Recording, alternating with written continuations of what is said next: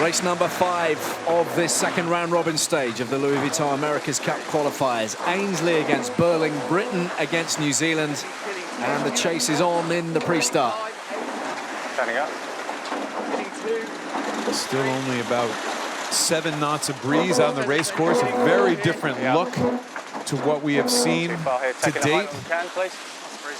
You see the, we'll get a good look at them in a bit, the super long foils on these boats in order to try to get the hulls out of the water and gain some stability. 30 seconds to go. I think accelerating is even more difficult in this condition. It's harder to anticipate if you're going to pop up on the foils or not. 20 seconds to go before the start. Looks like a time and distance start. Kiwis are already kind of sending it, trying to get there. Well, they're picking up some good speed, the New Zealanders on the outside. Can they slingshot around the front of Ainsley? Ainsley's just a little closer to the line. Can he get up on the foils effectively and fend them off? Very, very tight at the start. And Land Rover BAR crossed the line in front, but the Kiwis gaining on them all the time with just that little bit of extra speed. Heading for Mark 1, and Peter Burling just nudging his way in front in this drag race to the first mark. They've now almost evened out in speed. This is a really interesting drag race at 7.5 knots of breeze. Can the Kiwis get over them? Doesn't look like it. It looks like, in fact, they've decided they can't get over them, have slowed down a little bit in order to be able to kind of fall in on their transom at the mark. Well, really good pace from these two at the outset. It's interesting, that little wiggle that the Kiwis did they do that on purpose or not? Because here they are kind of extending forward again. Yeah, so he's going to get us this next time, unfortunately. Then we're going to have to bail out here. That's the voice of Sir Ben Ainsley. He reckons that the Kiwis have done enough to edge past him on this first mark rounding. That wing wash will be throwing behind. What happened? Oh dear. What happened indeed. That was a bit of a horror show from the British crew. Just killing us. Absolutely killing us. We'll let Ben be the commentator right now. I'm not very pleased, Ben Ainsley, I might add. One bad jibe, and look at the distance. We still haven't gotten going. These guys just did a foiling job and jibe, and Ainsley's still glued to the water with both hulls. Let's see this. 25. Hey, wait for the wait. Ah! What happened? There you go. Ah! What happened? Not, look at that. From a half a boat length lead to 340 meters in about a minute's time. In just, the mistakes are so magnified here in this type of sailing.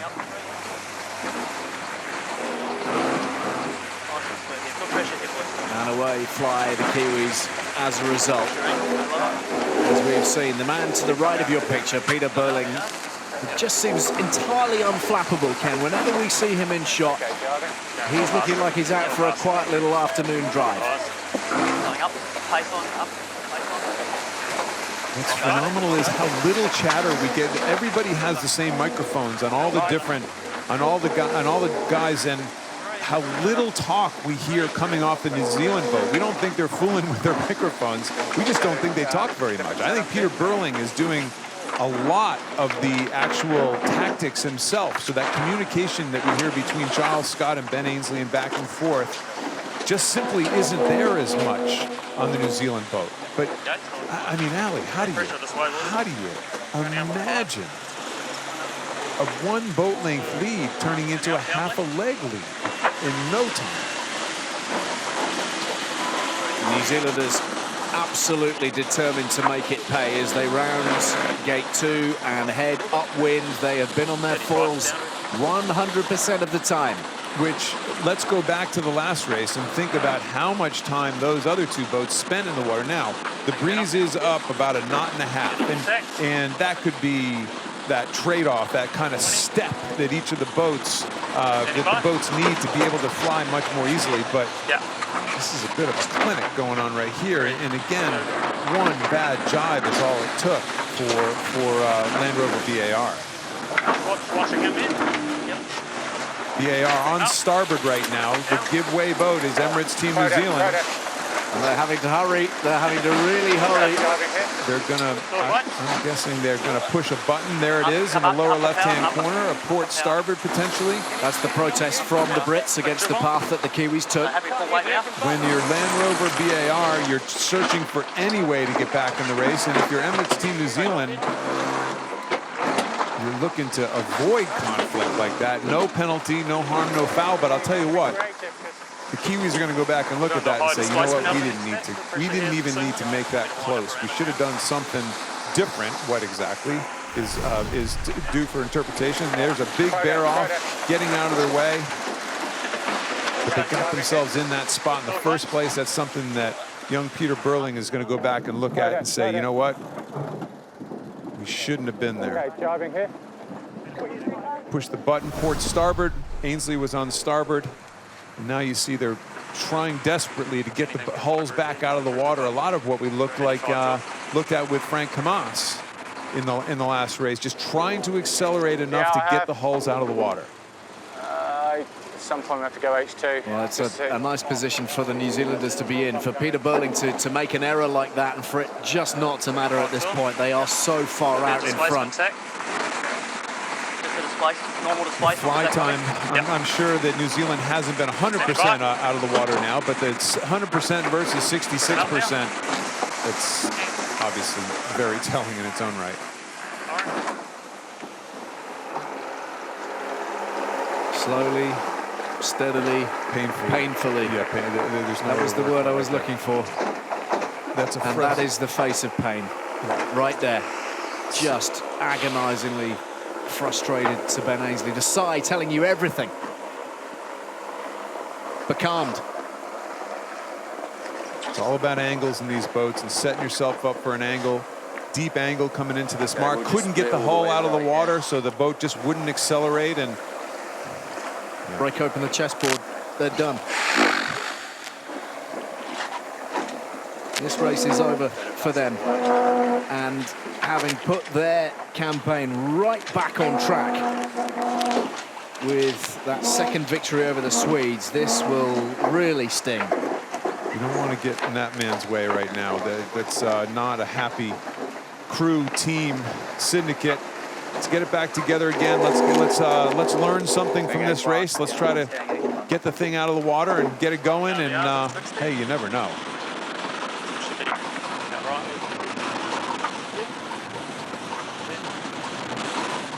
Out in the distance, the New Zealanders, who are looking like the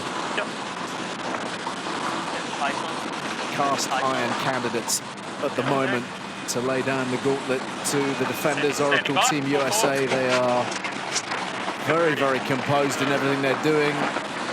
They're minimizing their errors. They've got a couple of decisions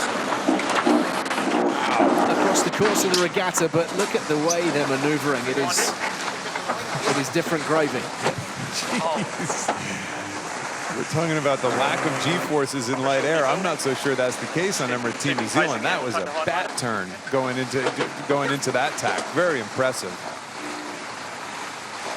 Kept the hulls out of the water. That's what we keep talking about. I know we sound like a broken record, but if you're glued to the water, it's not going to happen for you. Worth as well remembering the role of Glenn Ashby, who's tucked in there just in front of Peter Burling, and they seem to have been sharing duties very effectively. Ken, you spoke about, and we have relentlessly, haven't we, across the piece with Peter Burling looking so controlled. But one of the reasons for that almost certainly is that the pressure's being taken off him by Glenn Ashby. And there he is. There's the man right there. And we constantly see him. We constantly see him just kind of tucked down inside that hole. He doesn't have a winch. He's got a little box in his hand. You can just see it. It's like he's a crane operator.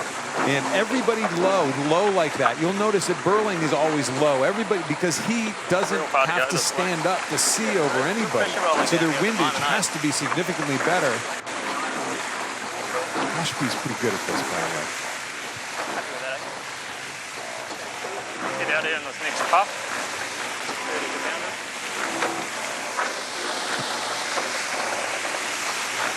Cruising to victory at the moment. Emirates Team New Zealand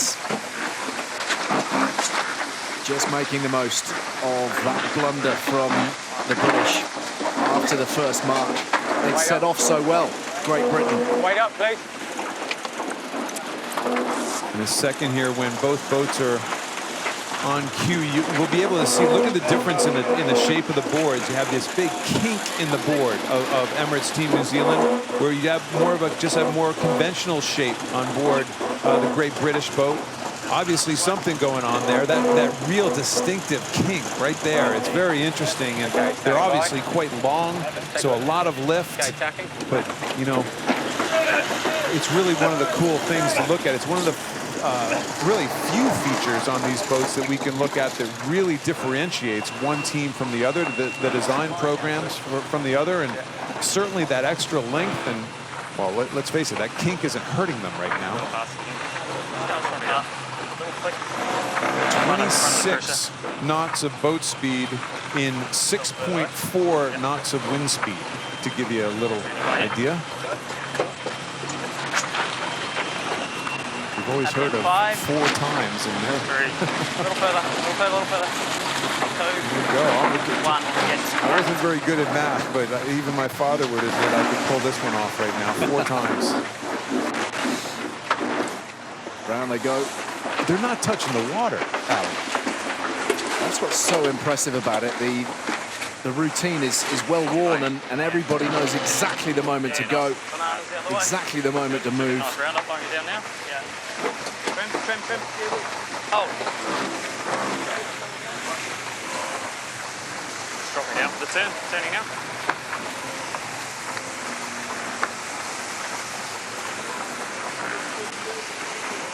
Good back down on the water here, Ali, to Joey Newton. Joey, this is 40 to boundary. Exceptionally impressive at this stage. Would you agree? It sure is, Ken. And I think what we're seeing is also a bit of a difference in foil design. The Brits have got smaller foils. The Kiwis have got foils that are just enormous. And that's, you know, the Kiwis had a better start. By all rights, they should have been able to roll, Ben, on that reach. And that's just because they had great big foils. They paid for a little bit on the reach, but the rest of the course, they've just been dominant, and the big foils are really paying off for them now. Goodness gracious. Again, the difference is the Kiwi boat out of the water all the time, and as each time we've cut to the British boat, they're not. I mean, it's really, you don't have to be much of a sailor to understand.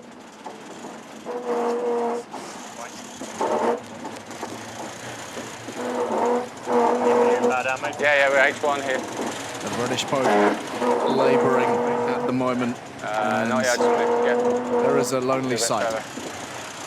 We're talking about H1 on board the boat. I've heard Ben say H1 several times. Joey, any idea what H1 would be in reference to? No, my only guess would be it might be some sort of pre-planned move that they do at a mark, or it might be a reference to attack, dive, or something like that. I know in our team we have a bunch of different moves, and they've all got different names. Some of them, which I'm sure you've heard, some of them aren't really repeatable. So that's probably what he's talking about. Okay, stand by. Okay, jibing.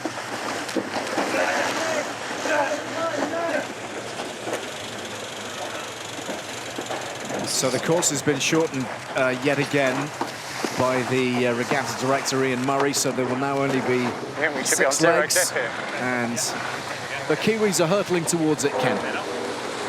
We will be coming downwind, so let's see. I've even lost which leg each guy is at. Down to gate 5, so he's going to do one more jibing in and finish at that final gate. The Brits got another lap to go here.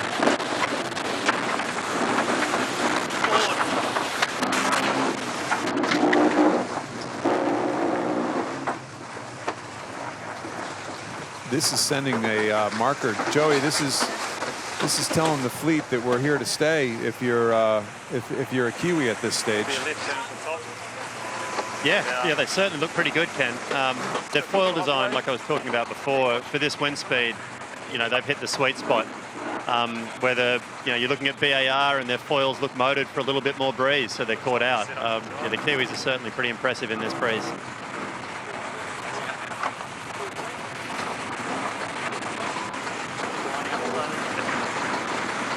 The bikers biking, the boat's out of the water all the time, the windage down low. Trying to rock to that righty and then we'll foil tack on lane.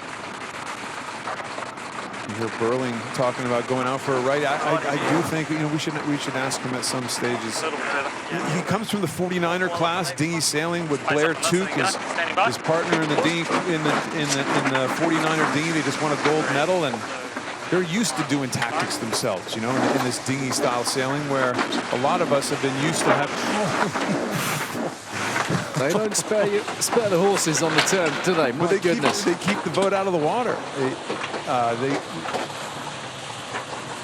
But the speed of it is noticeably different, Ken, to pretty much all the other crews, isn't it? The manner in which they maneuver. Well, they're throwing it through the tack so fast that they're keeping it out of the water, obviously, and then they're avoiding that whole painful build process of trying to gain enough speed to pop it. So obviously what they lose in the turn is more, exponentially more made up for in the long run. Back down to 6.5 knots of boat speed. Even Emirates Team New Zealand doesn't keep the hull out of the water in that thing, but they're still flying the weather hull. They're sailing a little bit of a displacement mode at this stage, back and forth. They're avoiding those huge turns, those huge acceleration moments or attempted acceleration moments that others have not been able to avoid. So they are through the final gates and they are heading for the finish line. The Kiwis sailing a wonderful race. 3, 2, 1. Here we go. Okay, now, so with the boats, kind of going in bizarre directions. Here's the Kiwis coming onto the Brits, one full lap ahead. Can they catch not them? One full. Probably just too far to catch. 3/4 of a lap ahead. It's a sight we haven't seen. Let's finish at the bottom here. We're on board. That's Burling talking to his group right now. We're finishing at the bottom. So this is their final leg. There's the last leg. Ainsley still's got one more loop to go.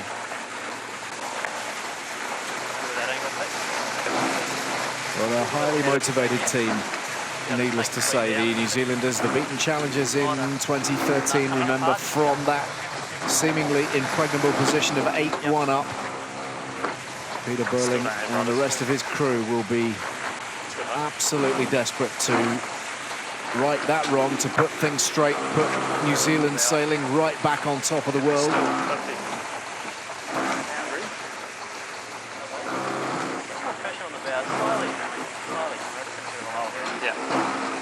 It just looks solid. There's nothing more to say. He's not praying. He's actually up forward right now, actually keeping the weight forward, so not grinding and keeping the weight forward. I'm not sure which crew member that is. But do you think they might have played spoof for that position? Because that has to be the most comfortable of them all. Yeah, but boys, I'm going to take a little nap. I'll be back in a few minutes. I'll go. Weight distribution, that's me. They've thought this through, though. Just the fact that they did take a person out of the weather hull and slid them all the way forward. You see Burling doing what Dean Barker did in the earlier race. They're keeping their weight out of the back of the boat at that critical time, keeping it on the foil. Oh, goodness gracious. Running around the front of the wing as they go through that jibing maneuver, that foil jibing maneuver, and obviously into the finish line. Don't be confused with the British boat going in the other direction. It is the Kiwis who are approaching that finish line with their job done and a masterful display today.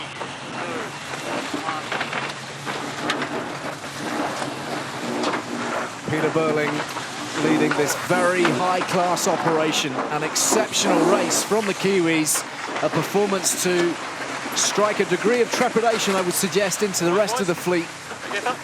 In total control after that first mark. And New Zealand delivering a real kick in the guts to Sir Ben Ainslie and Land Rover BAR. Yeah. Let's finish on the start. You just go on.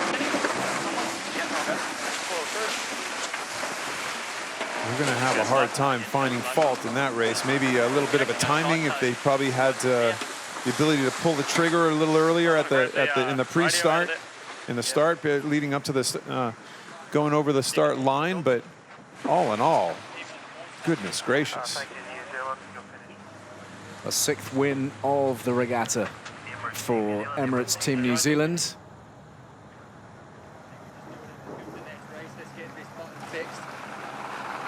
The voice you're able to hear is that of Ben Ainslie. Tack over and head towards the start box. Tacking. Chase 4. We're not pushing it great. Fully in displacement mode. I mean, it doesn't look like they're even trying to get the hull out of the water at this stage, like we saw from the Kiwis, and you know, could be a problem. Could be a problem with the boat. They might have an issue. You never know. Long ways to go. A lot of smart people in this camp. Race committee, Land Rover BAR. Let's listen in. So Ben Ainslie looking to get hold of the race committee, suggesting their challenge Race committee, is over. Land Rover BAR.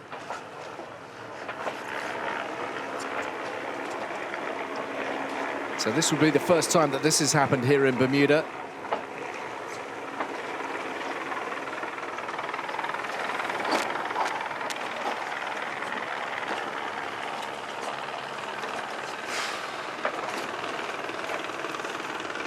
Can't even get hold of the right man. Such is the frustration. Here we go. Go ahead, Land Rover BAR. Race committee, just to inform you, we're retiring from this race. Over.